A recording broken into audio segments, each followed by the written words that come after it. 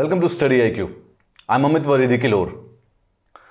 Arguably, M. Lakshmikant is probably the most important book of Indian competitive exam. यह किताब आपको भारत के संविधान के बारे में कंप्लीट इंफॉर्मेशन देती है. मोर और लेस अगर संविधान से संबंधित कोई क्वेश्चन है, अगर यह किताब बहुत अच्छी तरह से पढ़ी हो तो आप उसको ऑटोमेटिकली सॉल्व कर पाएंगे. यूपीएससी के प्रीलिम्स में Indian constitution and Indian polity एक बहुत ही मेजर इंपॉर्टेंट टॉपिक है. उसके लिए बहुत जरूरी होता है कि आप पूरी की पूरी लक्ष्मीकांत कई बार पढ़कर और बड़े सारे से एमसीक्यू प्रैक्टिस कर जाएं तो आपके प्रीलिम्स की कट ऑफ करने की संभावना बढ़ जाती है.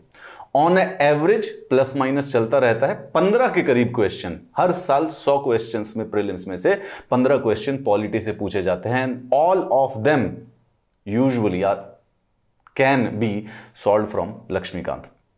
मैं आप लोगों के साथ मिलकर कोशिश करूंगा 100 घंटे के अंदर अंदर आपकी पूरी की पूरी लक्ष्मीकांत की किताब को कंप्लीट कराने का. 100% आपकी पूरी की पूरी लक्ष्मीकांत इन नेक्स्ट 100 आवर्स को कंप्लीट कराया जाएगा. अगर आप ये लेक्चर्स देखने के बाद अपनी लक्ष्मीकांत की किताब से पढ़ेंगे तो आपको पॉलिटी का कोई भी सवाल समझने या करने में डिफिकल्टी नहीं आएगी. बट आपको रिलीजियसली इस पूरे के पूरे प्रोग्राम को फॉलो करना होगा. बिना समय व्यर्थ किए let's move forward. Indian constitution, हमारा उद्देश्य है इंडियन कॉन्स्टिट्यूशन को समझना. आप भारत देश के नागरिक हैं, आप भारत के कॉम्पिटिटिव एग्जाम्स में पार्ट लेना चाहते हैं, यानी कि भारत की सरकार का हिस्सा बनना चाहते हैं. और भारत की जो सरकार है वो चलती है भारत के संविधान से. हेंस हर कॉम्पिटिटिव एग्जाम में आपसे एक्सेप्ट किया जाता है, एक्सपेक्ट किया जाता है कि आप भारत के संविधान को पूरा का पूरा समझते हो, जानते हो, उनके प्रावधानों को पढ़ते हो. हम लक्ष्मीकांत के द्वारा इंडियन कॉन्स्टिट्यूशन के हर आर्टिकल, हर शेड्यूल, हर प्रोविजन, हर प्रावधान को पढ़ेंगे.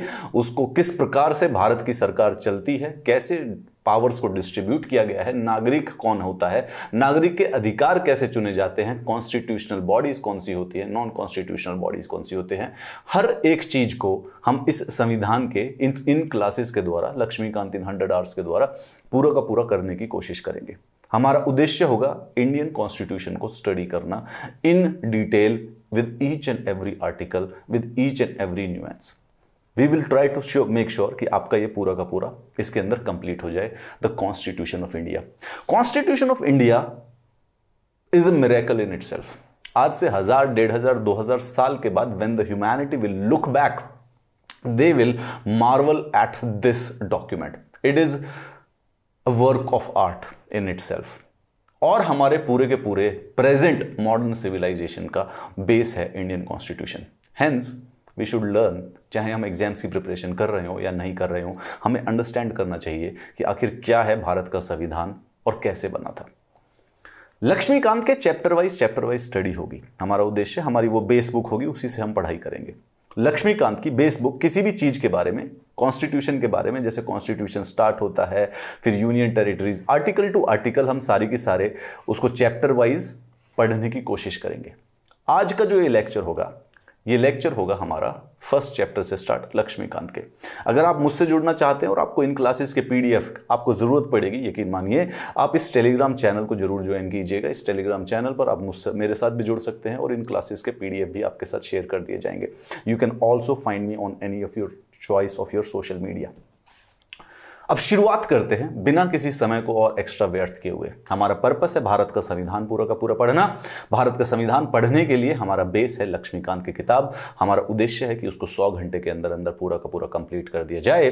और उस किताब का सबसे पहला चैप्टर है हिस्टोरिकल बैकग्राउंड, यानी कि ऐतिहासिक पृष्ठभूमि. ऐतिहासिक पृष्ठभूमि भारत के संविधान की, यानी कि आज इंडियन कॉन्स्टिट्यूशन के बारे में स्टडी नहीं किया जाएगा, लेकिन इंडियन कॉन्स्टिट्यूशन की जो प्रेजेंट जर्नी है, जो वहां पर पहुंचने का जो रास्ता है, उसको करने की शुरुआत करेंगे. Let's begin. हमारी जो मॉडर्न सिविलाइजेशन है, आज जो हम जी रहे हैं, आज हम जिन रूल्स के बेसिस पर जीते हैं, जैसे सरकार चलती है और जैसे समाज चलता है, ये जो हिस्ट्री है, ये इसकी जो पूरा का पूरा डिसीजन लिया गया था, वो एक बड़ी ऑर्डिनरी सी रात थी या शाम थी, 31 दिसंबर 1600. This day would become seminal in the history of the Indian सब कॉन्टिनेंट। और उस दिन के बाद से बेसिकली, उस दिन शायद उनको पता भी नहीं था जहां पर वो लोग थे, बट पूरे के पूरे इंडियन सब कॉन्टिनेंट का भविष्य अगले 400 सालों तक डिसाइड हो गया। और अभी भी उसके रिपरकशंस आने बाकी हैं, शायद आने वाले 500 सालों के बाद तब असेस किया जाएगा कि what was the importance of that event.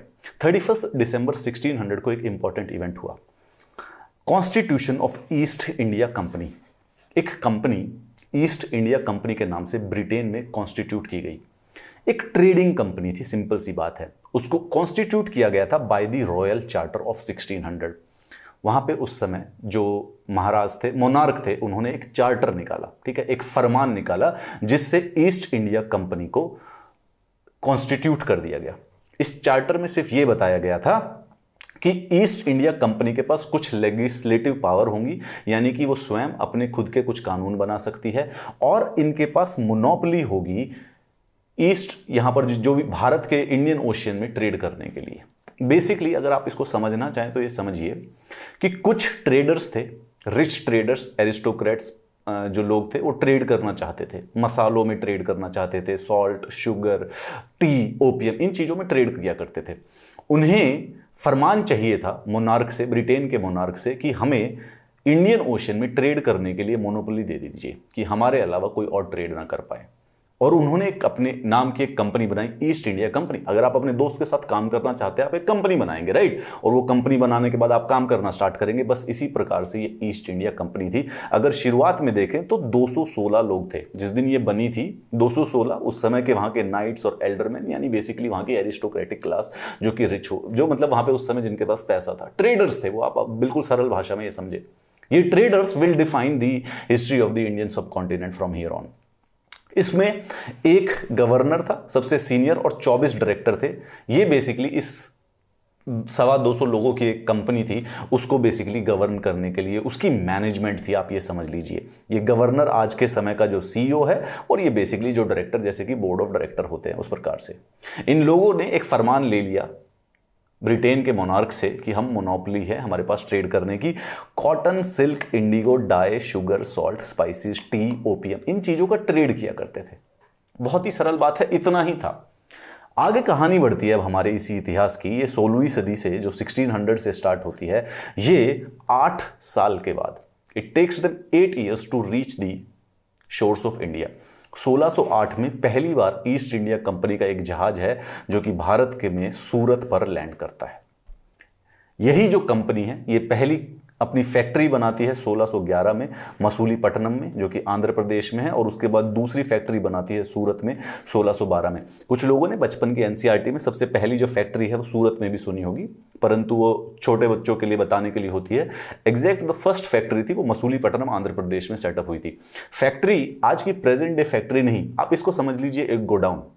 उस समय मीन्स ऑफ कम्युनिकेशन तो थे नहीं, इतनी तेजी से ट्रांसपोर्ट भी नहीं होता था, तो एक जगह बनाई था, एक गोडाउन था, जहां से ये सब के सब जो कॉटन, सिल्क, शुगर, सॉल्ट जो भारत से खरीद के एक जगह पर रखा जा सके, और उसके बाद जब जहाज आए ब्रिटेन से, उसके अंदर भर के उसको वापस ले जाया जा सके। उस चीज को फैक्ट्री कहा जाता था। पहली फैक्ट्री बनी थी मसूलीपट्टनम आंध्र प्रदेश पर, और दूसरी फैक्ट्री बनी थी सूरत में 1612 में। अब देखिए धीरे धीरे कैसे शुरुआत होती है and how it takes time to them. 1612 में एक बड़ा इंपॉर्टेंट इवेंट हुआ, बैटल ऑफ सवाली।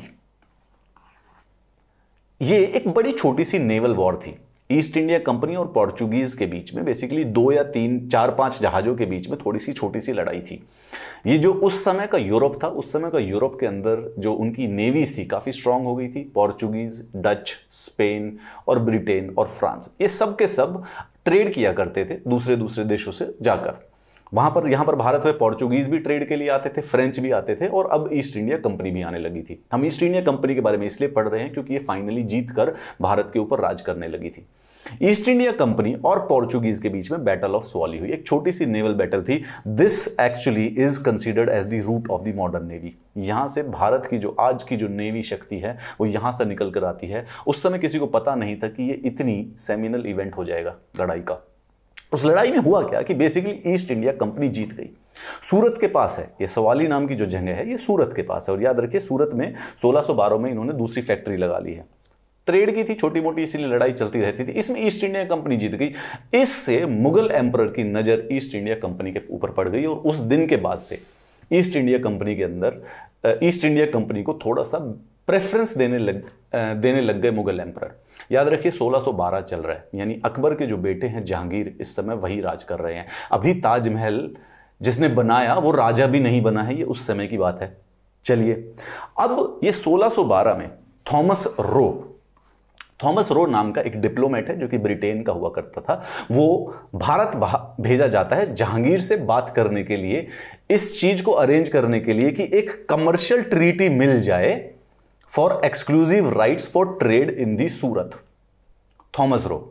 और अभी अभी रिसेंटली ब्रिटेन ने बैटल ऑफ स्वाली जीती थी। ठीक है, ये बैटल ऑफ स्वाली जीतने की वजह से मुगल एम्परर उनसे थोड़े से खुश थे, इंप्रेस थे, और मुगल एम्परर जहांगीर, अकबर के बेटे और शाहजहां के पिताजी, उन्होंने बेसिकली सूरत में ईस्ट इंडिया कंपनी को एक्सक्लूसिव राइट्स दे दिए सूरत पर ट्रेड करने के लिए। और कोई नहीं करेगा, पोर्चुगीज भी पहले पोर्चुगीज किया करते थे, सूरत में पोर्चुगीज की फैक्ट्री थी, उनसे राइट हटा लेंगे east India company. And this from 1612 begins धीरे धीरे बेसिकली यहां से ईस्ट इंडिया कंपनी नाम की एक ट्रेडिंग ऑर्गेनाइजेशन, याद रखिए वो पॉलिटिकल एडमिनिस्ट्रेटिव बॉडी नहीं है, उनका काम है 200-250 लोगों की कंपनी है वो, जो कि सिर्फ ट्रेड करने के लिए बनी है। And this starts the job of basically, यहां से वो स्टार्ट करते हैं। धीरे धीरे कंपनी ट्रेडिंग पोस्ट बना लेती है सूरत में 1619 में, और जो 3 बड़े बड़े शहर हैं आप याद रखिए, सबसे पहले बनता है मद्रास में 1639, बॉम्बे में 1668 और कलकत्ता में 1690 में। 1634 में शाहजहां ने जो राइट्स मिले थे, एक्सक्लूसिव राइट्स टू ट्रेड थे ईस्ट इंडिया कंपनी के पास सूरत में, राइट, ये गुजरात के पास है, ये बंगाल में भी एक्सटेंड कर दिए। तो पिताजी जहांगीर ने सूरत के लिए दी है, शाहजहां उनके पुत्र हैं जो, उन्होंने बेसिकली बंगाल के लिए भी दे दी है। ईस्ट इंडिया कंपनी का धीरे धीरे छोटा थोड़ा बहुत इंफ्लुएंस बढ़ रहा है, सिर्फ ट्रेड में अभी तक, ओनली इन द ट्रेड। 1670 में, अब बात ध्यान रखिए कि आपने देखा जैसे बैटल ऑफ स्वाली हुई है पोर्चुगीज और ईस्ट इंडिया कंपनी के बीच में, उस समय मीन्स ऑफ कम्युनिकेशन नहीं थे, ट्रांसपोर्ट नहीं थे, तो जो लोग ट्रेडर्स थे उनको कोई भी लूट सकता था। तो इनको एक अपनी प्राइवेट सी army, guard, basically army exact form में नहीं बट गार्ड हुआ करते थे, जो कि अपनी जो फैक्ट्रियां होती हैं जहां पर गोडाउन होता है उनको प्रोटेक्ट करने के लिए रखना होता था। और यूरोप में बहुत कंपटीशन था, डच के बीच में, फ्रेंच के बीच में, ब्रिटेन्स के बीच में, तो एक दूसरे के साथ लड़ाई होती रहती थी। ड्यू टू दीज रीजंस 1670 में जैसे जो ये चार्टर एक्ट था, जिसमें 1600 सन ईस्वी में एक चार्टर एक्ट बनाया गया जिससे लेजिस्लेटिव पावर मिली और बेसिकली क्या नाम है, मोनोपोली मिल गई कि सिर्फ ईस्ट इंडिया कंपनी ही वहां पर ट्रेड कर सकती है। दिस 1670 में और नए चार्टर्स के द्वारा ईस्ट इंडिया कंपनी को अधिकार मिल गए टू ऑटोनोमस टेरिटोरियल एक्विजिशंस। 70 साल के बाद, एक दिन के अंदर नहीं, 70 साल के बाद राजा को यह लगा ब्रिटेन के कि इनको और अधिकार दे दो ताकि अपना काम और बेहतर तरीके से कर सके। क्यों? क्योंकि वो बड़ा सारा सा पैसा कमा कर ले जाते थे और ब्रिटेन में देते थे। इनको हक मिल गया to make war and peace, अगर ये चाहते तो अपने खुद के बलबूते पर लड़ाई कर सकते थे और शांति समझौते भी कर सकते थे।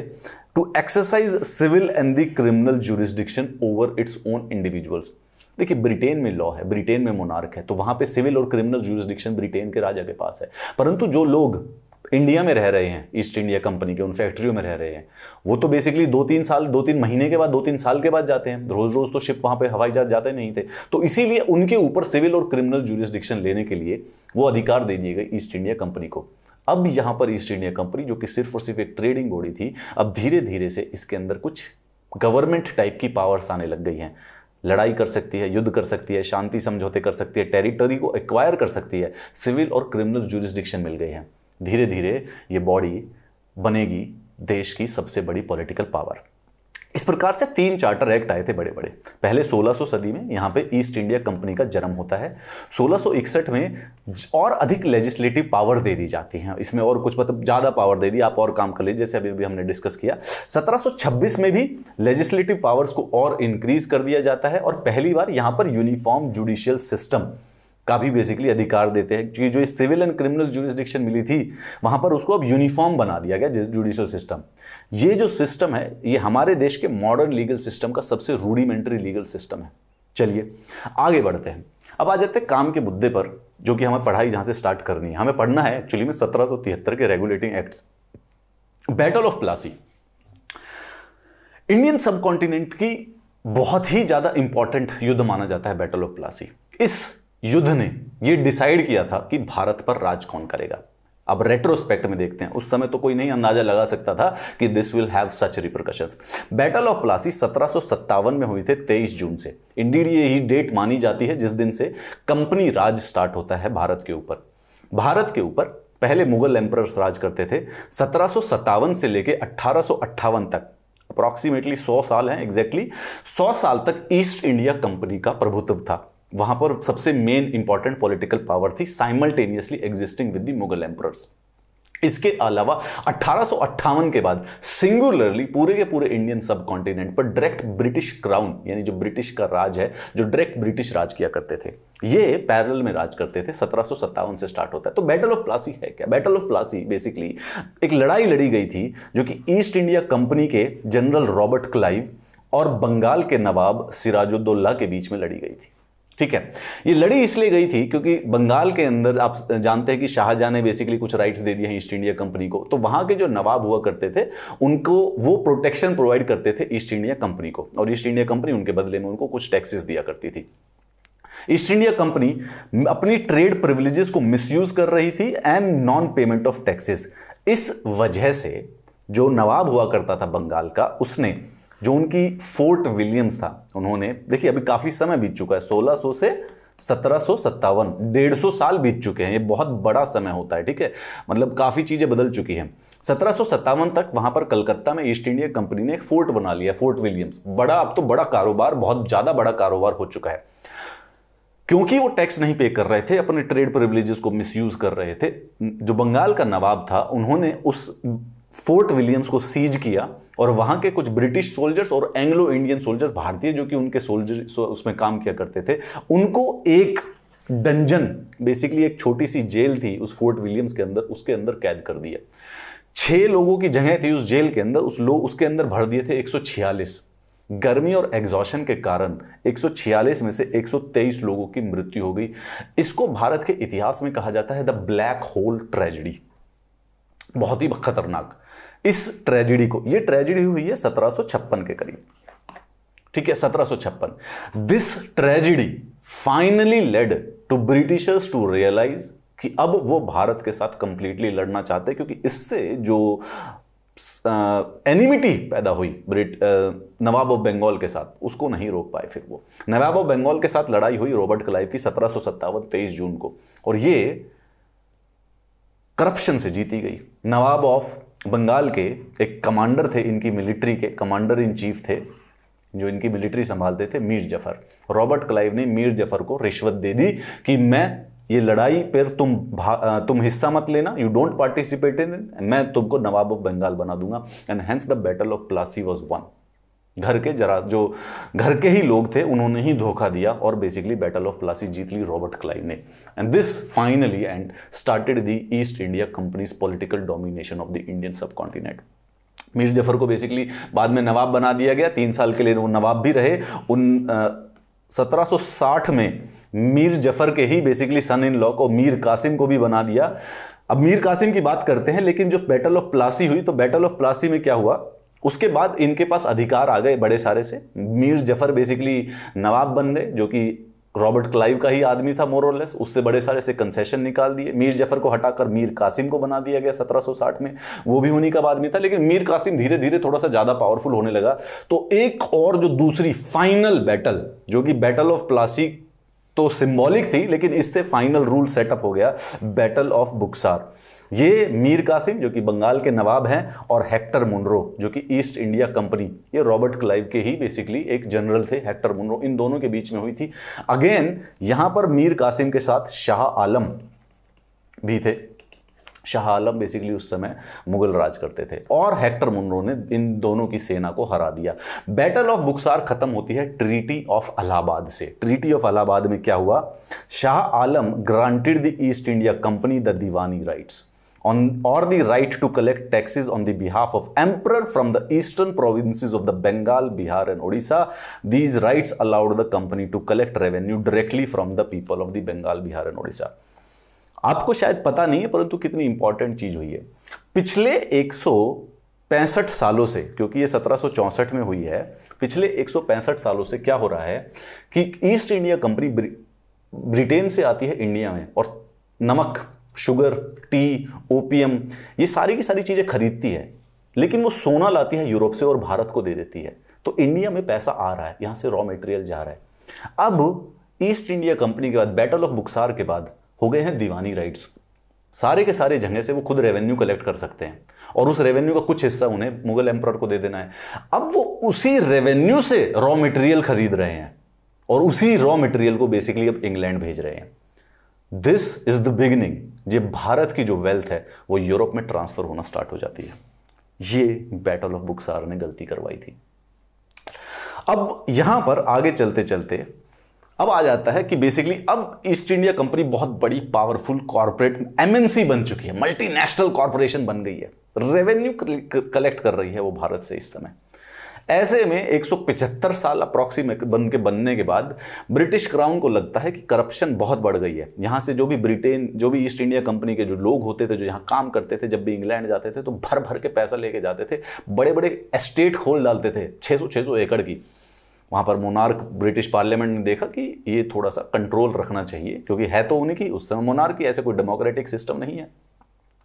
देन दे स्टार्टेड, अब होती है यहां से तैयारी। 1764 के बाद जब उनके पास रेवेन्यू राइट्स हैं, 1773 में गवर्नमेंट रेगुलेट करना स्टार्ट करती है। अब हम पढ़ेंगे, अब यहां से आपकी लक्ष्मीकांत शुरू होती है, ठीक है। दिस वाज अ बैकग्राउंड, जो कि हमें थोड़ा सा इतिहास के बारे में समझना था कि कहानी शुरुआत कैसे होती है। And from here on the chapter of the Laxmikanth starts. अब क्या होता है कि जब तक हमारा संविधान बनेगा उसके बीच में कुछ इंपॉर्टेंट कॉन्स्टिट्यूशनल लैंडमार्क्स हैं कि आखिर मॉडर्न सिस्टम पर पहुंचे कैसे, राइट। काफी लंबा समय है, 175 साल, यानी 1773 में गवर्नमेंट, ब्रिटिश पार्लियामेंट एक एक्ट लाता है, regulating act of 1773, east India company को रेगुलेट करने के लिए। फिर वही 1784 में उसी का काम था, रेगुलेट करने के लिए। फिर 1813, 1853 के चार्टर एक्ट, याद रखिए कि 1600 में चार्टर था ना, तो उसी प्रकार से वो charter act east India Company की मोनोपोली को बढ़ाने के लिए, उसके कुछ रूल्स बताने के लिए, इस प्रकार से। लेकिन हम इन चारों को इसलिए पढ़ते हैं, क्योंकि इनका मॉडर्न एडमिनिस्ट्रेशन, जो हमारा मॉडर्न लीगल सिस्टम है, उनमें कुछ ना कुछ इंपॉर्टेंट इवेंट हुआ होता है। एक एक करके पढ़ेंगे और हम इसमें पता लगाएंगे कि क्या क्या हुआ था इन सालों में। अच्छा, 1853, उसके बाद आपने मंगल पांडे देखिए, 1857 में एक सिपाही म्यूटिनी हुई थी, भारत के सिपाहियों ने विद्रोह कर दिया ईस्ट इंडिया कंपनी के अगेंस्ट। और ऐसा देखने के बाद वहां पर ब्रिटिश क्राउन को लगा कि अब ईस्ट इंडिया कंपनी से भारत का राज नहीं संभला जाएगा, तो 1858 में वो एक कानून लाते हैं और ईस्ट इंडिया कंपनी को हटा देते हैं। बोलो अब बहुत हो गया आपका, अब हम स्वयं इस चीज को राज करेंगे। और 1858 से फिर 1947 तक, अगले 90 सालों तक ब्रिटेन डायरेक्टली राज करता है इंडिया के ऊपर। जो ईस्ट इंडिया कंपनी थी, जो 31 दिसंबर 1600 को बनी थी ना, वो फाइनली 1874 को कंप्लीटली डिस्बैंड कर दी, एकदम गायब कर दिया, लिक्विडेट कर दिया था। लेकिन भारत में 1858 में ही लिक्विडेट हो गया था कि अब यहां पे आज के बाद आपका कोई काम नहीं, ब्रिटेन डायरेक्ट कंट्रोल रखेगा। उसके बाद कुछ और इंपॉर्टेंट कानून 1861 और 1852 के काउंसिल एक्ट। 1858 के बाद ब्रिटेन ने सोचा कि भारतीयों को एसोसिएट करना चाहिए देश के प्रशासन में। उसके तहत उन्होंने 2-3 लॉ निकाले थे, 61 में, 92 में और 1909 में, ये वही हैं। फिर अब हम आ जाते हैं मॉडर्न हिस्ट्री पर, जो कि आपकी बिपिन चंद्रा में होती है। 1909 में एक बड़ा महत्वपूर्ण कानून आया, 1919 में आया, और फिर फाइनली आया 1935, जिस पर भारत का 60% संविधान बेस्ड है, ठीक है। और जो फाइनल ब्रिटेन वाले जो लॉ बना के गए थे वो था 1947 वाला इंडिपेंडेंस एक्ट, यानी कि भारत को स्वतंत्रता देने का उनका अंतिम एक्ट था। और उसके बाद से भारत के पास अपनी खुद की डेस्टिनी को खुद स्वयं डिसाइड करने का और चूज करने का हक है इंडियन इंडिपेंडेंस एक्ट से। अब हम स्टार्ट करेंगे सबसे पहले वाले 1773 में एक्चुअली में क्या हुआ था। याद रखिए कि बैटल ऑफ प्लासी और बैटल ऑफ बुक्सार के बाद बहुत ही महत्वपूर्ण पॉलिटिकल पावर बन चुकी है east India company, financial power भी और रेवेन्यू कलेक्ट कर रही है। इस चीज को रेगुलेट करने के लिए, इस कंपनी को रेगुलेट करने के लिए ब्रिटेन के पार्लियामेंट एक कानून लाते हैं जिसको कहा जाता है रेगुलेटिंग एक्ट ऑफ 1773। असली नाम था the East India company act of 1772, ठीक है। ये 10 जून 1773 को पारित हुआ था। होता क्या क्या है यहां पे, ये पहला स्टेप है जिसमें ब्रिटिश गवर्नमेंट स्टेप्स लेती है ईस्ट इंडिया कंपनी के अफेयर्स को कंट्रोल करने के लिए, रेगुलेट करने के लिए। इससे पहले 175 साल तक जो ईस्ट इंडिया कंपनी चाहती थी वो स्वयं करती थी, उनको किसी प्रकार की कोई बीच में खलल नहीं डलता था उनके काम में। Now first step has been taken, यहां से स्टार्ट होगा कि धीरे धीरे अब ब्रिटेन आकर डोमिनेट किया करेगा पूरे के पूरे इंडियन सब कॉन्टिनेंट को। गवर्नर ऑफ बंगाल जो हुआ करते थे, अच्छा आने वाले समय में अभी अभी हमने देखा कि जो ब्रिटेन है उन्होंने 3 मेजर प्रेसिडेंसीज बना ली हैं अपनी अपनी, एक मद्रास में, एक बॉम्बे में, एक कलकत्ता में। यहां पर 3 जगह मेजर उनके पावर सेंटर बन चुके, ठीक है। 1773 में अलग अलग जो एक एक प्रेसिडेंसी को चला रहा है गवर्नर। पुराने चार्टर्स जो हैं ईस्ट इंडिया कंपनी के, उनमें ये सब दिया हुआ था, एक एक गवर्नर सबको राज करते थे। अब इस एक्ट के तहत जो गवर्नर हुआ करता था बंगाल का, क्योंकि that was the main power centre, Bharat की 25% आबादी जो थी बंगाल में थी उस समय, जो गवर्नर ऑफ बंगाल था उसको गवर्नर जनरल ऑफ बंगाल बोल दिया गया। Warren Hasting was the first governor general of Bengal. आप अगर इसको प्रेजेंट एनोलॉजी पे देखें तो ये भारत के पहले प्रधानमंत्री या पहले राष्ट्रपति के टाइप का आदमी था ये उस समय, ठीक है, उस समय के लिए एग्जैक्टली नहीं, परंतु ऐसे एनालॉजिकली अगर बात करें तो उस समय के सबसे पावरफुल ब्रिटेन के आदमी। अच्छा 2 हैं, उस समय मुगल एम्परर भी है, ठीक है, लेकिन Warren Hastings east India company के गवर्नर जनरल है। He is the leader of east India company in India. It provided the establishment of the Supreme Court at Calcutta with original and the appellate jurisdiction comprising 1 Chief Justice and 3 other judges. UPSC prelims में भी पूछा गया था। यही act है जो कि modern legal system जो कि आज तक हम यूज करते हैं उसकी नींव रखता है भारत के अंदर। This happens in here. Bombay and Madras presidencies को सबऑर्डिनेट कर दिया गया है, ठीक है, बहुत ही सरल बात है। 1773 में एक एक्ट आया है जिसमें जो बंगाल का गवर्नर है उसको सुप्रीम बना दिया जाता है ताकि एक आदमी सारे के सारे देश को कंट्रोल करे। यहां से बिगनिंग हो रही है सेंट्रलाइजेशन की, पूरी की पूरी पावर धीरे धीरे धीरे धीरे धीरे धीरे बढ़कर सेंट्रलाइज्ड हो जाएगी यहां से स्टार्ट होने के बाद, ठीक है। उसके बाद एक सुप्रीम कोर्ट भी बना दी गई है, लीगल सिस्टम की भी नींव रख दी गई है, hence it is important. And उसके बाद बॉम्बे और मद्रास प्रेसिडेंसी जो है उनको सबऑर्डिनेट बना दिया गया। यानी कि जो वॉर और पीस है ये सब अपना काम करते थे, परंतु वॉर एंड पीस, शांति समझौता या युद्ध करना होगा, वो सिर्फ और सिर्फ बंगाल का गवर्नर कर सकता है। बॉम्बे और मद्रास के अपने चॉइस से लड़ाई नहीं कर सकते थे। ये है इस सुपीरियोरिटी का मतलब, ठीक है। वरना पहले थे ये अपनी अपनी मर्जी से किसी से भी लड़ सकते थे जब मन करता था। चलिए, ये बहुत सक्सेसफुल नहीं हुआ, राइट भाई। 175 साल से जो चीज बिल्कुल फ्री हो उसको अगर रेगुलेट करने की कोशिश करेंगे तो लोग कोऑपरेट तो करेंगे नहीं। East India Company didn't cooperated it as well. इसके अंदर कई खामियां थी, उसको खत्म करने के लिए 10 साल के बाद इनको फिर से एहसास हुआ कि एक नया एक्ट लाते हैं जिसको कहा जाता है पिट्स इंडिया एक्ट 1784। उस समय के प्रधानमंत्री थे ब्रिटिश पार्लियामेंट के विलियम पिट, उन्होंने ही इस एक्ट को इंट्रोड्यूस किया था, इसीलिए उनके नाम से जाना जाता है William Pitt, Pitt's act of India. इसमें क्या हुआ, Indian affairs came under direct control of British government in Britain, distinguished between the commercial and the political functions of the company। भाई पहले उन्होंने ईस्ट इंडिया कंपनी को कुछ regulate करने की कोशिश की, वो जब नहीं हुआ तो उन्होंने क्या किया कि उन्होंने 2 बना दिया। उन्होंने एक बना दिया कोर्ट ऑफ डायरेक्टर्स और दूसरा बना दिया बोर्ड ऑफ कंट्रोल। अब कोर्ट ऑफ डायरेक्टर तो है ईस्ट इंडिया कंपनी का और बोर्ड ऑफ कंट्रोल है पार्लियामेंट का।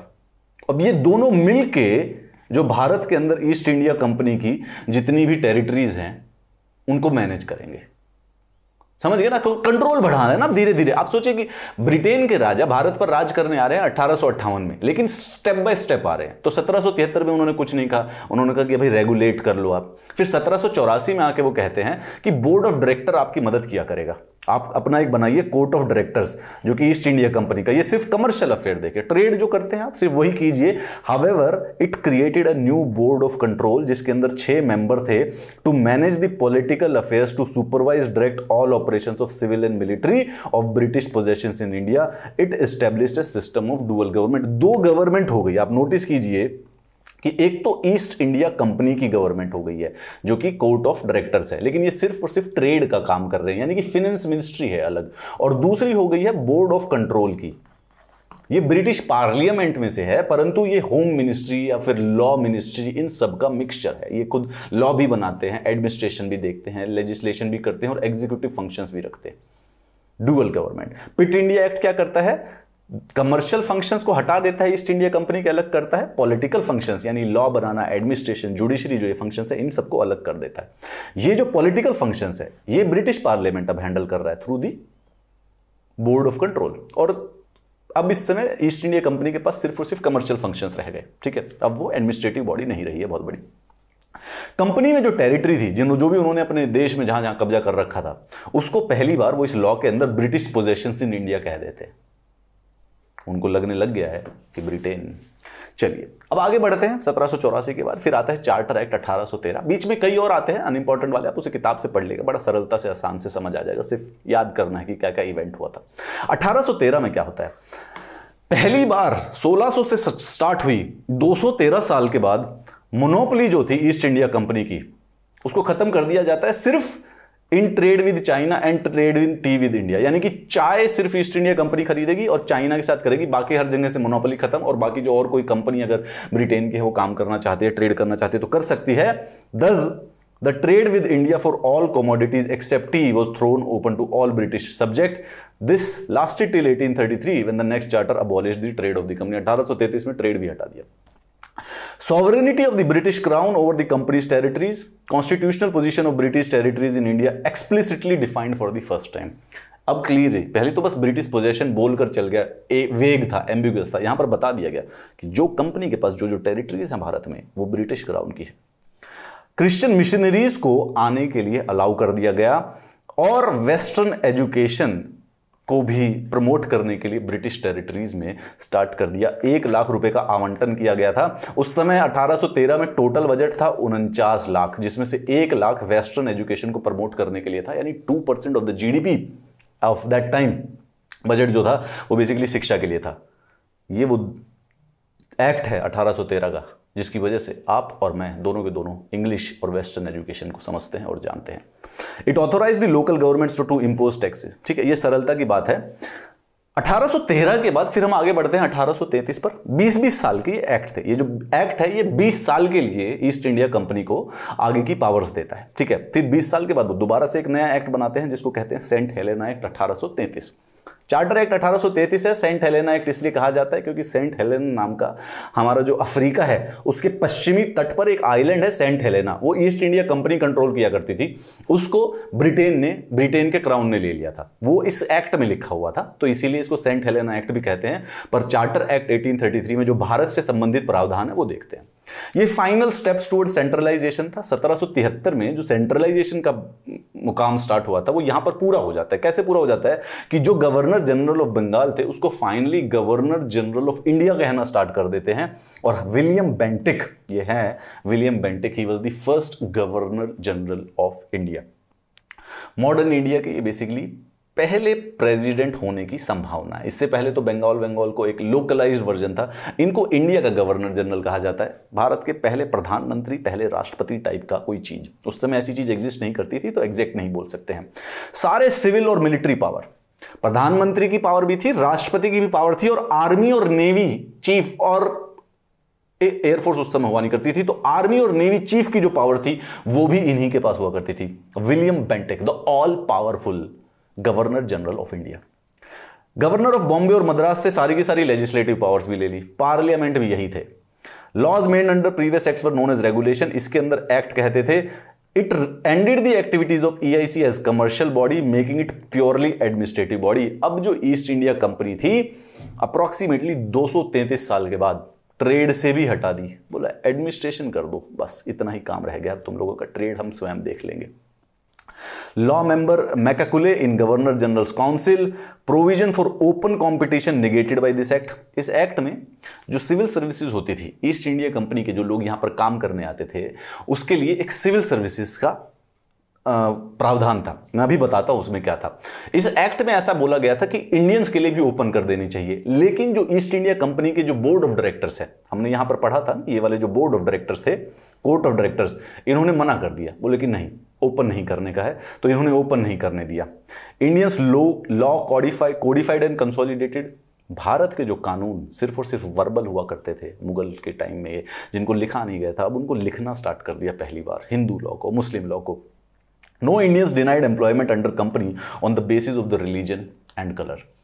भारत के संविधान में आने वाले अनुच्छेद नंबर 14, 15, 16 की नींव रखी गई है 1833 में कि रिलीजन, धर्म और रंग के बेस पर भेदभाव नहीं होना चाहिए। And most important of the 1833 is that it abolished slavery in India. United states of America 1865 में जाके 13वीं अमेंडमेंट के द्वारा 13th amendment of US constitution अबॉलिशेस slavery 1865 में। हमारे यहां पर 40 साल पहले ब्रिटेन ने स्लेवरी को अबॉलिश कर दिया था 1833 के एक्ट के द्वारा। अमेजिंग। चलिए 20 साल के बाद फिर दोबारा से आ गए। 20 साल में 1853 में फिर दोबारा से आया। Separated the legislative and the executive functions of governor general council. Separation of power पहली बार हुई है इस समय भारत में। गवर्नर जो जनरल था बेसिकली बंगाल का और इंडिया का, ये गवर्नर जनरल जो थे, एक इनके साथ 3 या 4 लोगों की काउंसिल हुआ करती थी। तो गवर्नर जनरल ऑफ इंडिया थे, उनके पास भी कुछ काउंसिल थी, ये भी काउंसिल थी। ये लॉ भी बनाते थे और एग्जीक्यूटिव भी थे, यानी पार्लियामेंट भी थे और काउंसिल ऑफ मिनिस्टर, दोनों का काम ये उस समय किया करते थे पुराने इतिहास में। ठीक है, अब 1853 में क्या किया गया कि काउंसिल में 2 डिफरेंसेस लाए गए कि जो कानून बनाएंगे जो लोग वो बिल्कुल अलग हैं, लॉ बनाने वाले, और जो एग्जीक्यूटिव फंक्शन है, जो पॉलिसी को इंप्लीमेंट करेंगे, वो बिल्कुल अलग हो गए। पहली बार सेपरेशन ऑफ पावर स्टार्ट हुआ लेजिस्लेटिव और एग्जीक्यूटिव में। इंडीड पहली बार इतिहास में यह सोचा गया कि लेजिस्लेशन जो है, लॉ बनाना एक स्पेशलाइज्ड काम है। This happened in the 1853। इससे पहले जो कानून बनाता था वही इंप्लीमेंट किया करता था। आप सोच के देखिए, लॉ बेंटिक जो थे, सारी सिविल पावर इनके पास थी, सारी मिलिट्री पावर भी इनके पास थी, युद्ध भी ये करते थे, लॉ भी यही बनाते थे, काउंसिल ऑफ मिनिस्टर भी ये थे, प्राइम मिनिस्टर भी यही थे, प्रेसिडेंट भी यही थे और आर्मी चीफ भी यही हुआ करते थे। अब थोड़े थोड़े बदलाव आने स्टार्ट हुए पावर्स को सेपरेट करने के लिए। It provided for addition of 6 new members called legislative councillors to the council known as the Indian legislative council. अब जो ये गवर्नर जनरल ऑफ इंडिया होता है, इसके पास एक काउंसिल है 6 लोगों की। पहले जो काउंसिल थी, गवर्नर जनरल की जो काउंसिल थी, उसमें बेसिकली क्या होता था कि वो एग्जीक्यूटिव भी थी और लेजिस्लेटिव थी। अब उसके अंदर ना लेजिस्लेटिव काउंसिल अलग बना दी गई, और जो ये लेजिस्लेटिव काउंसिल है, इसको कहने लग गए इंडियन लेजिस्लेटिव काउंसिल। ये भारत के पार्लियामेंट का जन्म हुआ है यहां पर। इंडियन पार्लियामेंट का प्रीकर्सर है ये इंडियन लेजिस्लेटिव काउंसिल। अलग से कानून, इसके अंदर 6 मेंबर थे, और it introduce the first time local representation in Indian central legislative council.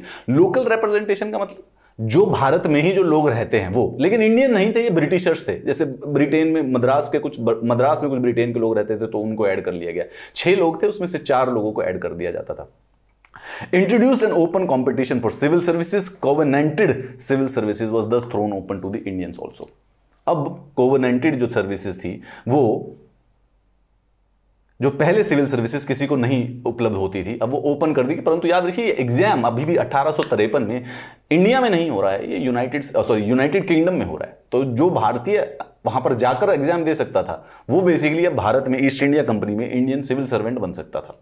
चलिए अब मैं इस पर एक दिखाता हूं, ये क्या था। सबसे पहले जो सिविल सर्विसेज, आपने वर्ड सुना कोवेनेंटेड और अनकोवेनेंटेड, इसके बारे में बता देता हूं। वॉरेन हेस्टिंग्स, ये 1773 वाले हैं, ठीक है, भारत के बंगाल के पहले गवर्नर जनरल। ये फाउंडेशन रखते हैं इंडियन सिविल सर्विसेज की, ठीक है। लेकिन कॉर्नवालिस फाइनली एक्चुअली में असली रिफॉर्म लाते हैं। इनको father of Indian civil services कहा जाता है। पहले कॉर्नवालिस के समय में उन्होंने इंडियन सिविल सर्विसेज को 2 भागों में डिवाइड किया, Indian civil services covenanted, Indian civil services uncovenanted. Covenanted का कहने का मतलब है इसमें सिर्फ और सिर्फ हाई पोस्ट होती थी, आईएएस आईपीएस टाइप की जो चीजें, बड़ी पोस्ट होती थी ईस्ट इंडिया कंपनी की, परंतु इसमें सिर्फ ब्रिटिश यूरोपियंस ही बेसिकली अलाउड थे, इंडियंस अलाउड नहीं थे। अनकोवेनेंटेड में इंडियंस भी बेसिकली एडमिनिस्ट्रेशन में पार्ट ले सकते थे, ये वाली बात। अब ये जो कोवेनेंटेड और अनकोवेनेंटेड है ना, ये basically government of India act 1919 में, जो मॉन्टेक चैम्सफोर्ड अभी आने वाले हैं, उन्होंने इसको 2 में भाग में बांट दिया। ऑल इंडिया सिविल सर्विसेज, जो कि मोर और लेस कोवेनेंटेड का हिस्सा था, और अनकोवेनेंटेड, जिनको सेंट्रल सर्विसेज बदल दिया गया। आप अभी भी जब एग्जाम देते हैं, यूपीएससी का एग्जाम देते हैं, तो उसमें ऑल इंडिया सिविल सर्विसेज 3 हैं और बाकी सारी की सारी जो है वो सेंट्रल सर्विसेज है, राइट। ये वाली बात। ब्रिटेन ने पूरे के पूरे इंडियन सब कॉन्टिनेंट पर ये जो इंडियन सिविल सर्विसेज है ना, इंडियन सिविल सर्विसेज, यहां पर इसको इंपीरियल सिविल सर्विसेज भी कहा जाता था, इंडियन सिविल सर्विसेज। ये पाकिस्तान की जो सिविल सर्विसेज है, म्यांमार की जो सिविल सर्विसेज है, बांग्लादेश की जो सिविल सर्विसेज है और भारत की जो सिविल सर्विसेज है, उसके प्रीकर्सर हैं ये। इंडियन सब कॉन्टिनेंट में सिविल सर्विसेज, रेलवेज और the modern legal system and army, ये चारों की चारों जो हैं, ये ब्रिटेन की देन है। They are the greatest legacies of the British empire in the Indian subcontinent. Civil services, railways, army, and the legal system, the modern legal system which we follow. आगे चलते हैं, इसके बारे में बात करेंगे जब एग्जैक्ट टॉपिक आएगा। अच्छा, अब 1853 के बारे में अगर समराइज करें तो legislative separate from the executive, legislation को एग्जीक्यूटिव से सेपरेट कर दिया गया है। एक नई लेजिस्लेटिव काउंसिल बनाई गई है, ठीक है, जिसके अंदर 6 मेंबर हैं और इसको इंडियन सेंट्रल लेजिस्लेटिव काउंसिल कहा जाता है। ये बड़ा होकर पार्लियामेंट बनेगा। 2 लोकल रिप्रेजेंटेशन है आईसीएलसी में, 4 मेंबर मद्रास, बॉम्बे, बंगाल और आगरा के जो प्रोविंसेस थे उनसे होते हैं, परंतु ये सारे के सारे ब्रिटिशर्स ही थे। अभी तक लोकल रिप्रेजेंटेशन है लेकिन इंडियन रिप्रेजेंटेशन नहीं है। ये फर्क समझ के याद रखिएगा, क्योंकि प्रीलिम्स में अगर क्वेश्चन पूछा जाएगा तो यही ट्रिक होगी। ये थोड़ा सा कंपैरिजन है, आप इसकी स्क्रीनशॉट ले लीजिएगा, आप इसको पढ़ लीजिएगा। सरलता से बात है, सेम चीजें की हैं हमने, कुछ ज्यादा इसके अंदर खास बदलाव नहीं आएगा, ठीक है। चलिए इसका स्क्रीनशॉट ले लीजिए, ये पीडीएफ है मेरे टेलीग्राम ग्रुप से, आप ले सकते हैं। चलिए अब आते हैं 1858 में। मंगल पांडे आपने देखी है, आमिर खान ने बेसिकली ब्रिटिशर्स के अगेंस्ट विद्रोह कर दिया था। इसके बड़े सारे से रीजन है लेकिन वो इतिहास में पढ़ने के लिए हैं। सवाल यह है कि 1857 के सिपाही विद्रोह के बाद, जिसको भारत का पहला स्वतंत्रता संग्राम भी कहा जाता है, उसके बाद ब्रिटिशर्स को लगा कि अब कंट्रोल हमें स्वयं ले लेना चाहिए। उन्होंने ईस्ट इंडिया कंपनी को लिक्विडेट कर दिया गवर्नमेंट ऑफ इंडिया एक्ट 1858 के द्वारा। इसको कहा जाता है act for the good government of India. कई जगहों पर act for the better government of India भी लिखा रहता है, मोर और लेस सेम चीज है, चिंतित ना हो। Act of better government of India, यहां पे रूल ऑफ कंपनी खत्म। तो 1858 में 1757 बैटल ऑफ पलासी से लेकर 1858 तक भारत पर जो राज था वो ईस्ट इंडिया कंपनी का था, डायरेक्ट जो राज था, मेजर पॉलिटिकल पावर थी। इसके साथ साथ पैरेलल में मुगल्स भी थे। दो political power Indian subcontinent पर है, Mughals and east India company. 1858 के बाद इस सिपाही विद्रोह के बाद अब खत्म। अब पूरे के पूरे इंडियन सब कॉन्टिनेंट पर एक ही single super power, largest political power है, that is the British monarch. ये ब्रिटिश मोनार्क अब डायरेक्टली 1858 के बाद राज करता है भारत की धरती के ऊपर। Change the designation of the governor general of India to that of the viceroy of India. अब पूरा का पूरा उन्होंने मुगल, उसके बाद यहां से मुगल एम्पर भी खत्म हो गया। 1857 में मुगलों का जो राज है वो भी खत्म हो जाता है 1857 में, ठीक है। अब वहां पर जो हमारे यहां पर जो सबसे सीनियर आदमी है उसको कहते हैं vice Roy of India. He is the agent of the crown. सीधा जो ब्रिटेन की महारानी है उनका रिप्रेजेंटेटिव भारत में कौन है? Vice Roy. Act abolish the dual government of the Pitt's India. 2 government हुआ करती थी ना, एक तो ईस्ट इंडिया कंपनी। अब जब ईस्ट इंडिया कंपनी ही अबॉलिश कर दी गई है तो फिर बेसिकली जो उनका कोर्ट ऑफ डायरेक्टर था उसका तो रोल ही नहीं है। तो डुअल गवर्नमेंट, पहले अब तक 1773 से लेके और 1858 तक 2 लोग राज कर रहे हैं, एक तो ब्रिटेन के पार्लियामेंट के द्वारा और एक बेसिकली जो ईस्ट इंडिया कंपनी के जो कोर्ट ऑफ डायरेक्टर है, बोथ ऑफ देम राज करते थे। डुअल गवर्नमेंट थी। अब जब ईस्ट इंडिया कंपनी ही नहीं रही तो उनके कोर्ट ऑफ डायरेक्टर क्या रहेंगे? तो अबॉलिश हो गया, अब सिंगल हो गया, डायरेक्ट सेंट्रलाइजेशन हो रही है। Act ended the doctrine of lapse. ये कहानी आपने पढ़ी होगी लक्ष्मीबाई के बारे में। The Secretary of the State was a member of the British Cabinet, was responsible ultimately to British Parliament। अब इन्होंने क्या किया? अब देखिए अब भारत का राज कैसे चलता है। देखिए एक नया ऑफिस बनाते हैं 1858 से स्पेसिफिकली, जिसको कहा जाता है सेक्रेटरी ऑफ द स्टेट, ठीक है। सेक्रेटरी ऑफ इंडिया, इंडिया का सेक्रेटरी है ये, ठीक है।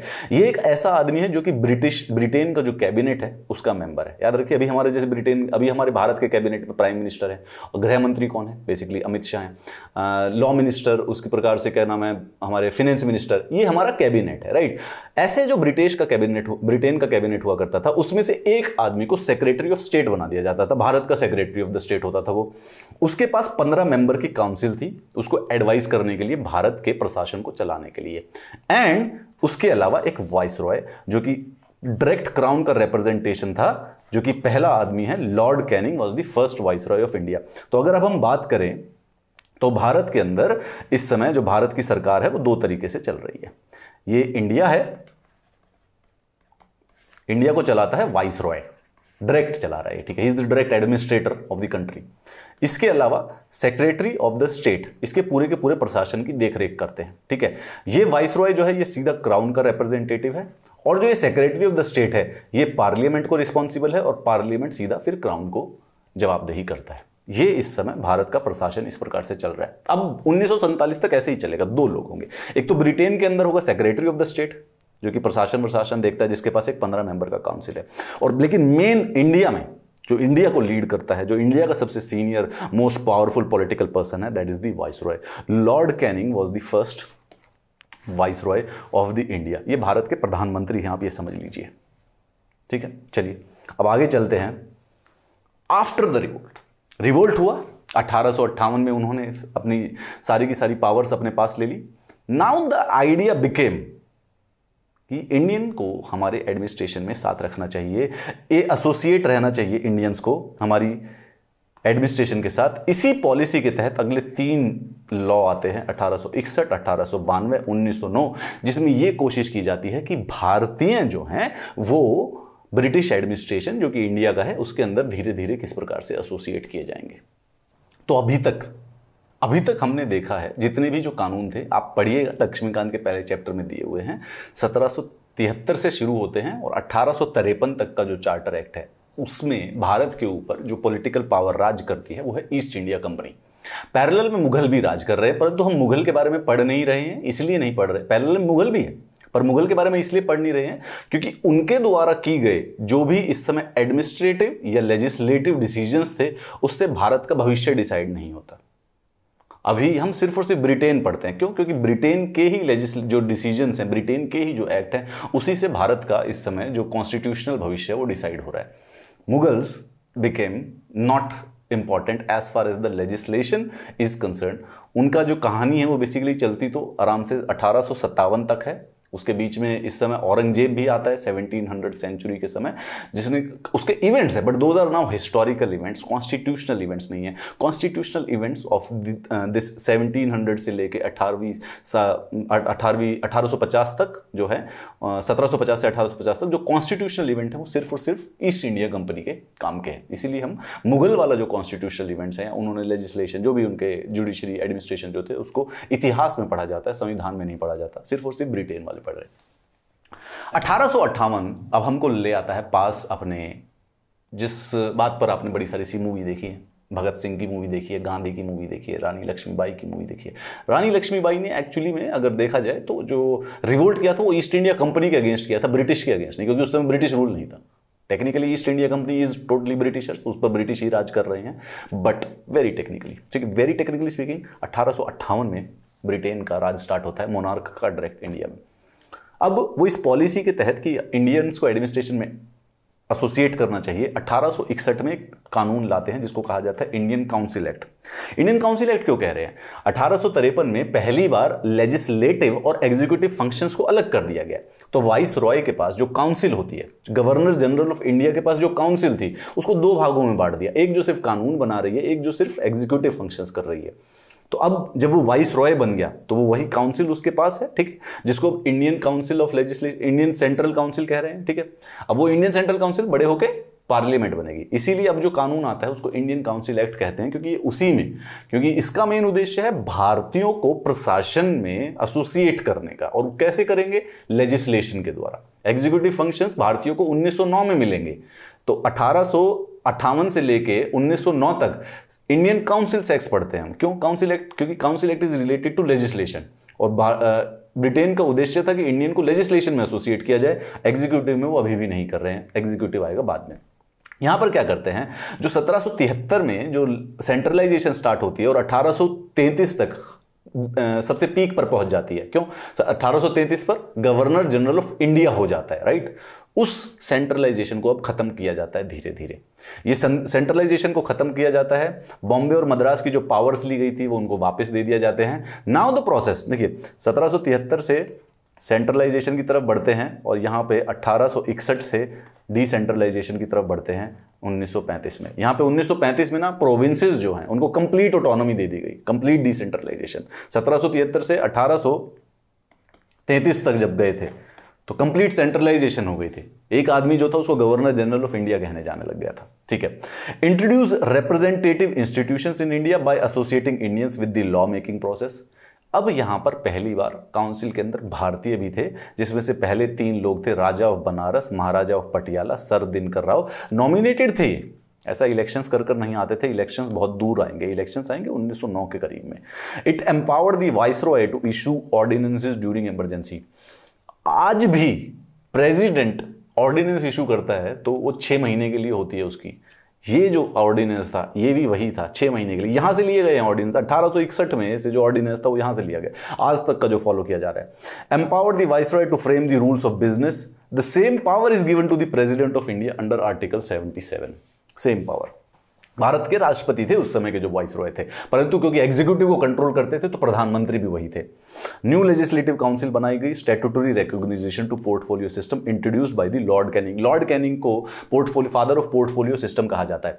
आज अगर आप सरकार देखेंगे तो आपको अलग अलग पता होता है कि गृह मंत्री कौन है, कानून मंत्री कौन है, डिफेंस मिनिस्टर कौन है, वित्त मंत्री कौन है, फाइनेंस मिनिस्ट्री किसके पास है। ये सारे के सारे जो पोर्टफोलियो हैं कि एक मिनिस्टर के पास एक पर्टिकुलर काम दे दिया जाए, ये जो आइडिया था आज इतना नॉर्मल लगता है, परंतु 1860 में ये जो आइडिया था, ये brilliant idea was introduced by the lord Canning और उसके बाद से आज तक उसी प्रकार से फॉलो होता आ रहा है।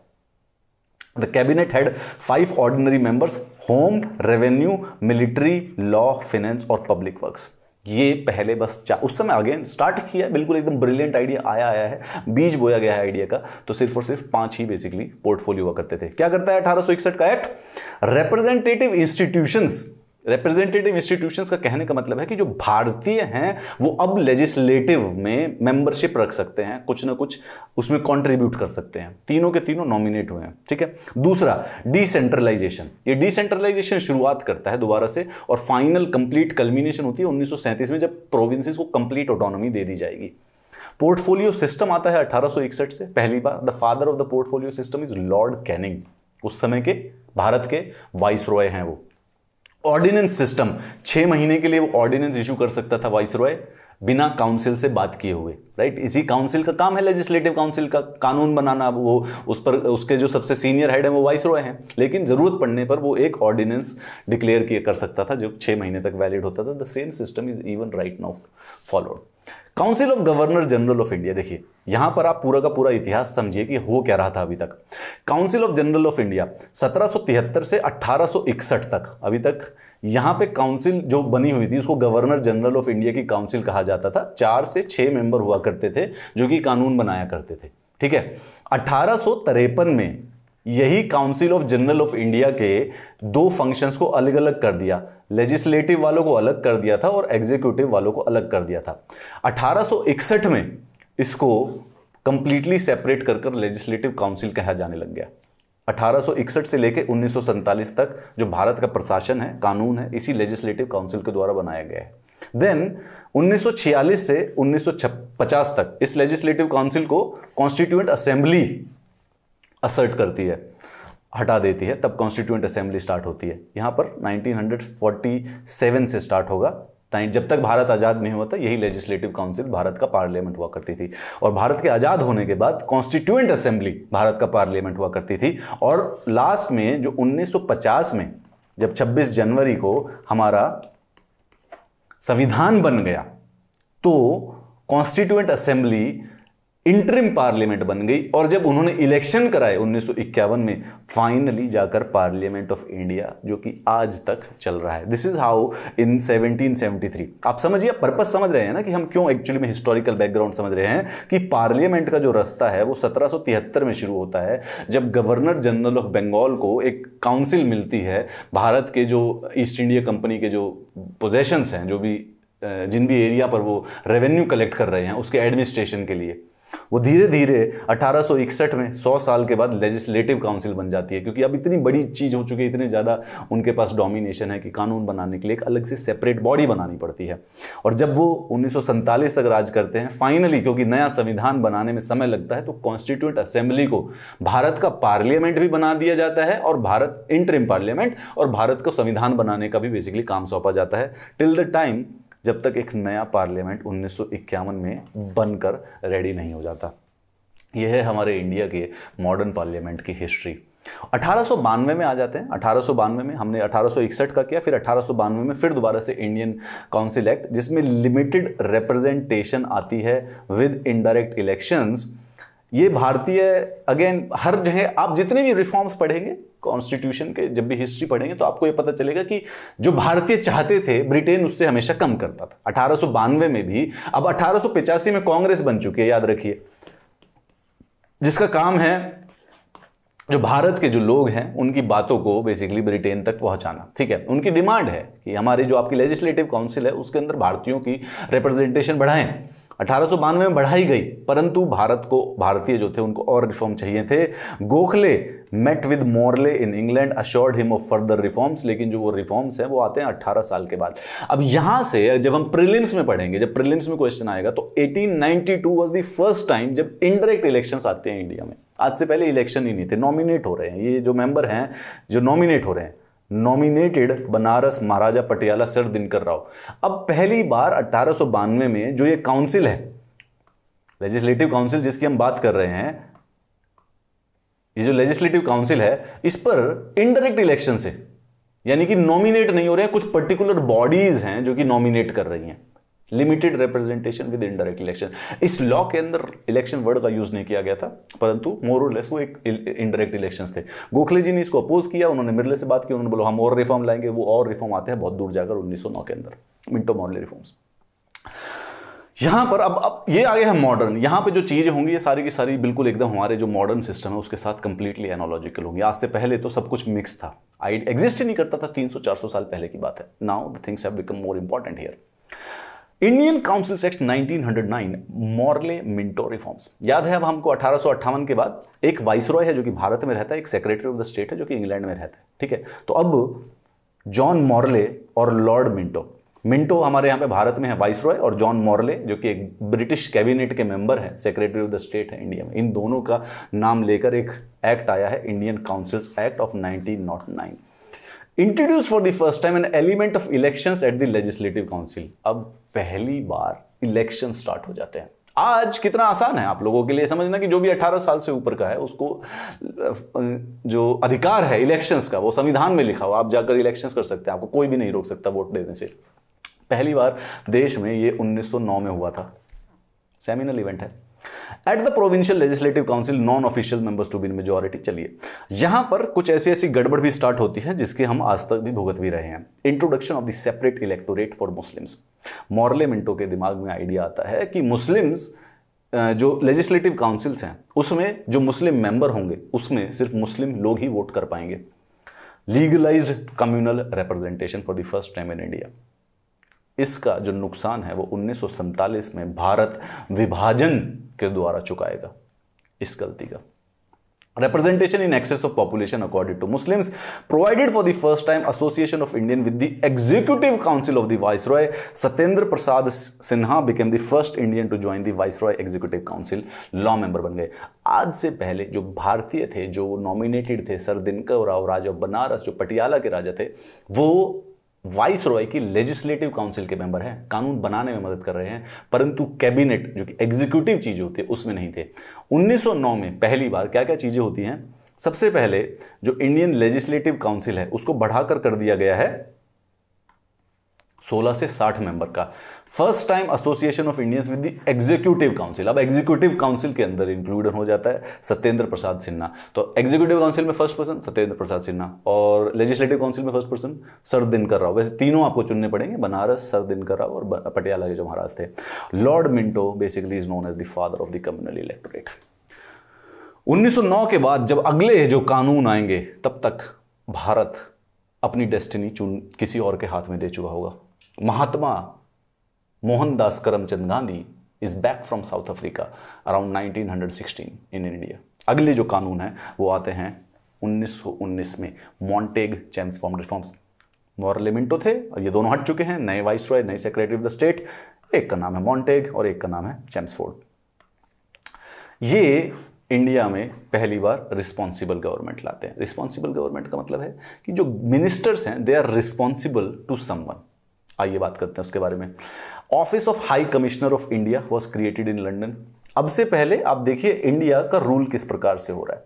वाइसरॉय है क्राउन का रिप्रेजेंटेटिव, सेक्रेटरी ऑफ स्टेट है पार्लियामेंट में जो कि फिर क्राउन को रिप्रेजेंट करती है। इसके साथ साथ एक और office of high commissioner of India भी बना दिया गया है एक। ज्यादा कोई खास रोल नहीं है, कुछ कंफ्यूजन नहीं है, बट फिर भी Indian legislature became bicameral for the first time. Indian legislative council replaced by upper house and lower house.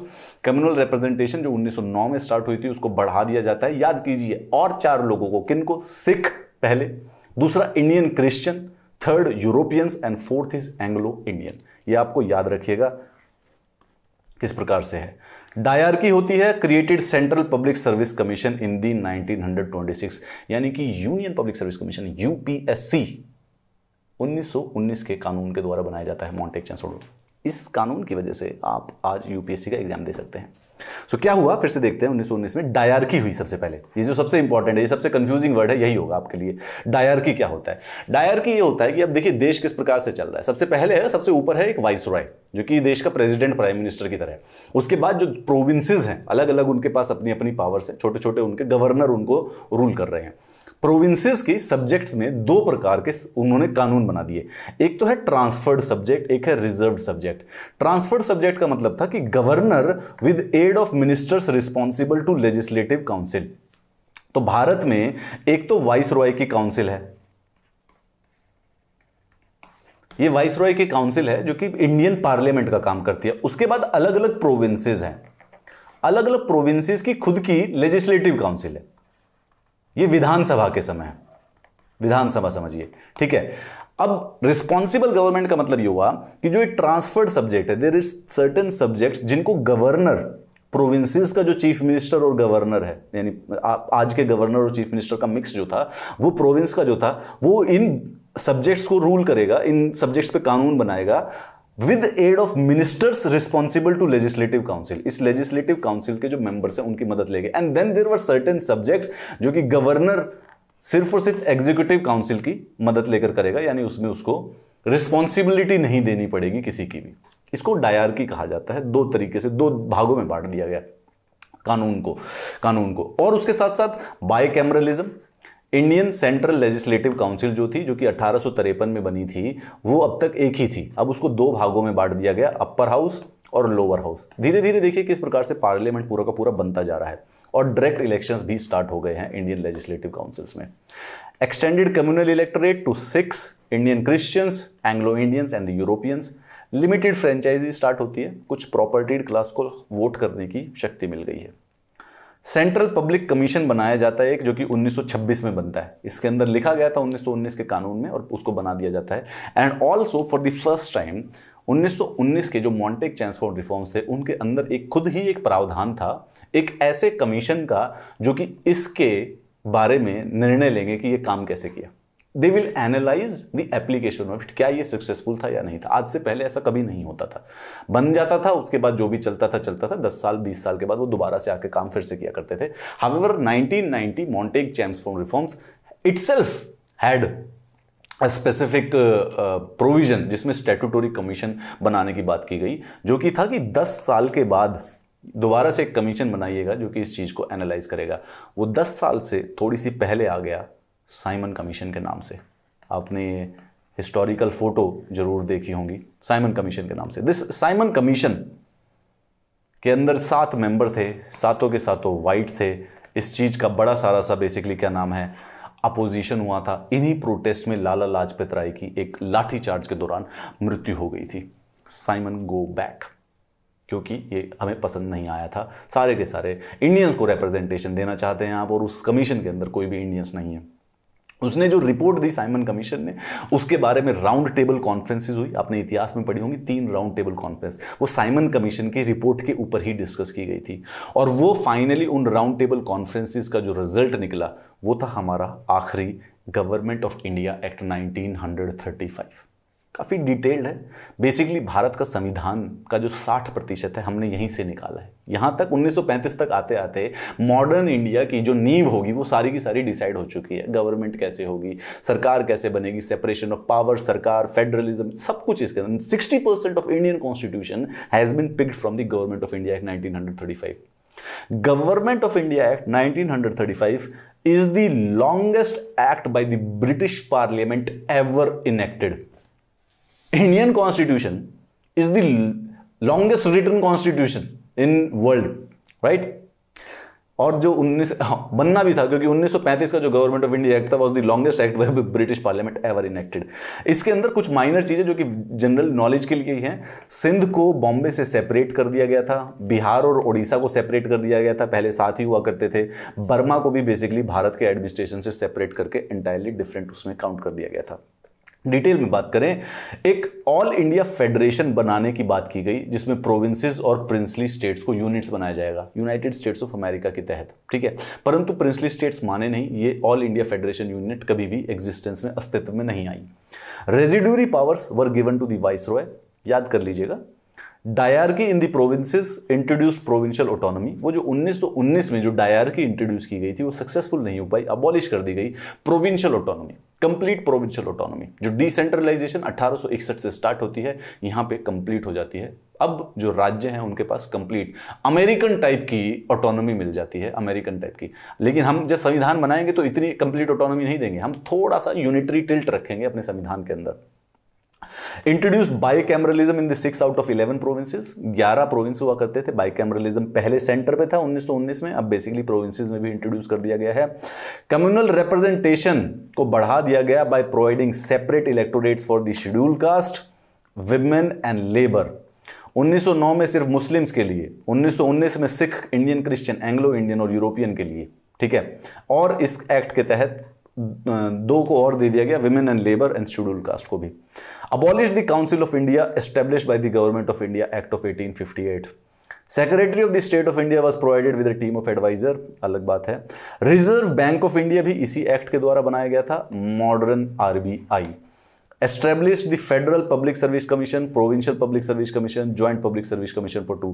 ये सेम टू सेम चीजें हमने अपने संविधान में बदल दी। यूपीएससी बनाया गया है, स्टेट सिविल सर्विसेज कमीशन है, और जरूरत पड़ने पर 2 स्टेट्स के लिए एक ज्वाइंट स्टेट सर्विस कमीशन भी बनाया जा सकता है।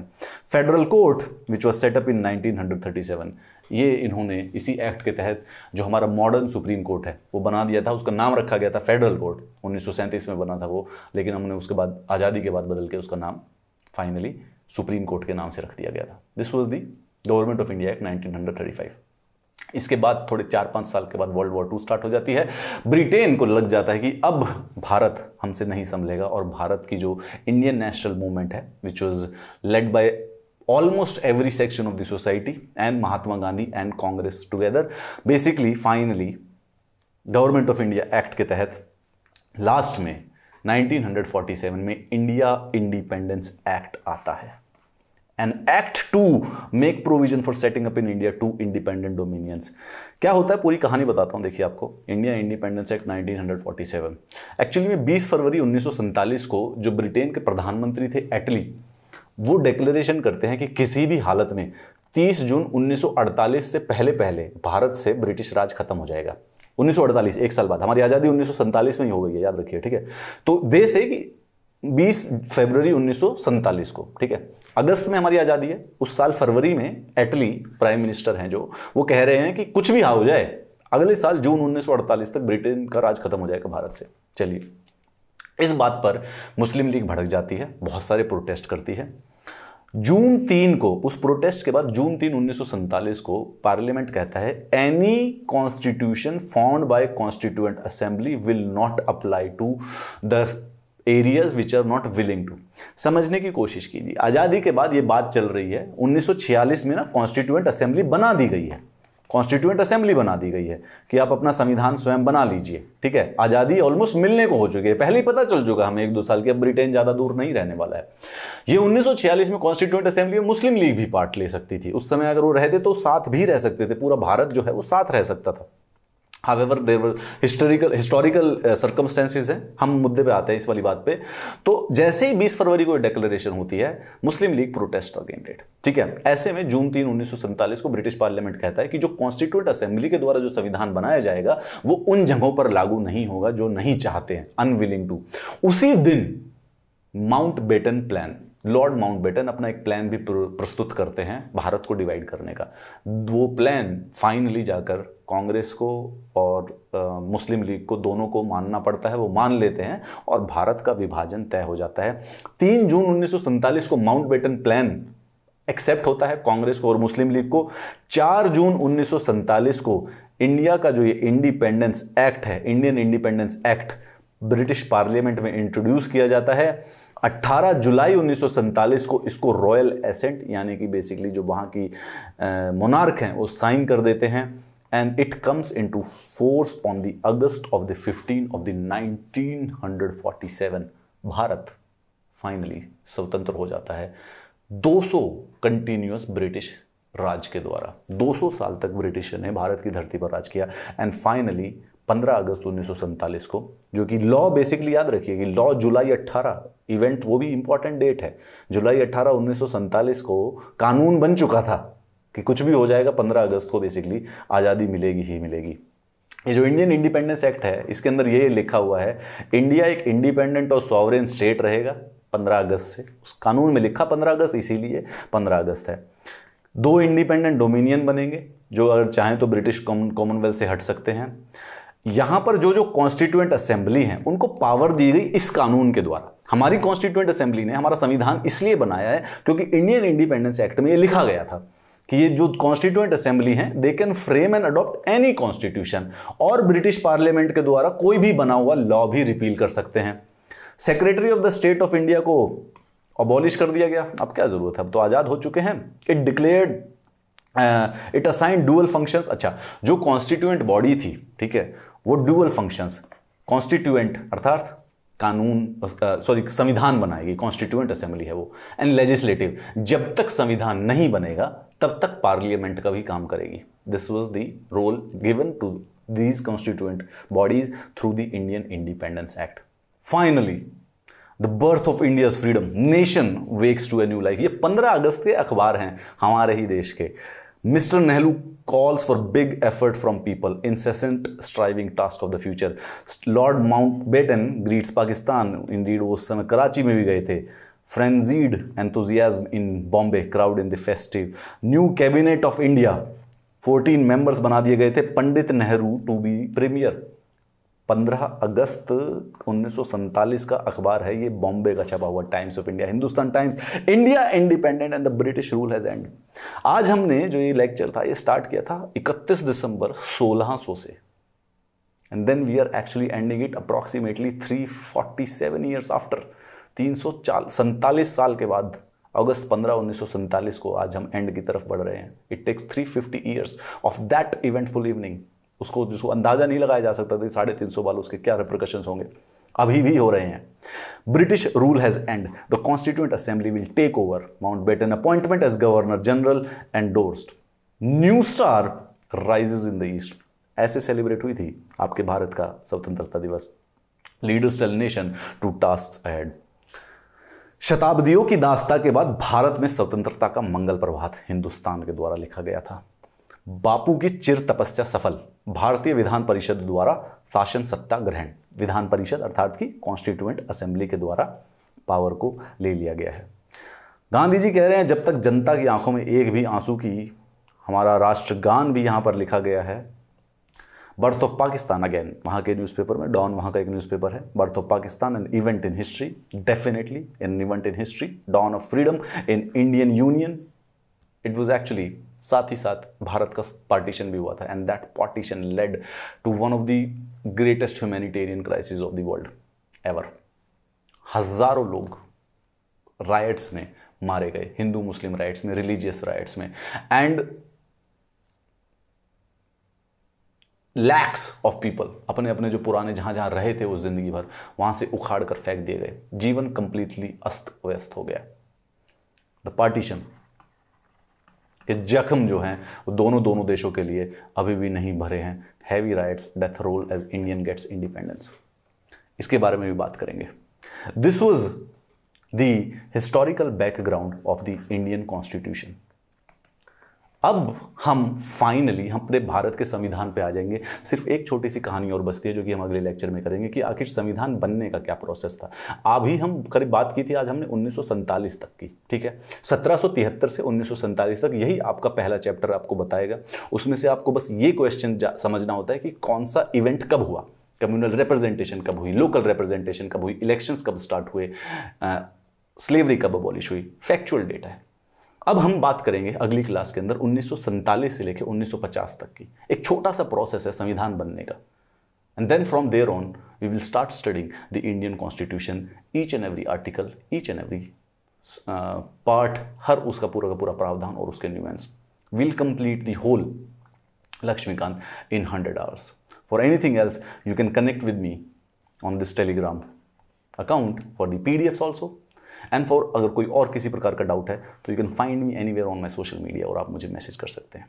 बात करते हैं इंडियन संविधान की अगली वाली क्लास के अंदर, the constituent assembly and how Indian constitution was formed, and from there on we will do Indian constitution part and the article wise from start on. I will see you in the next class, do not miss it. It is actually one of the most brilliant phase of the human history.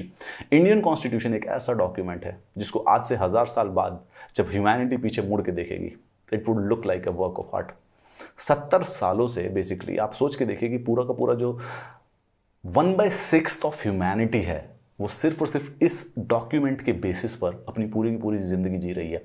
This is a cultural and civilization guide. It's a once in a 1000-year document, probably more. We will study it in detail in the next class. Do not miss it.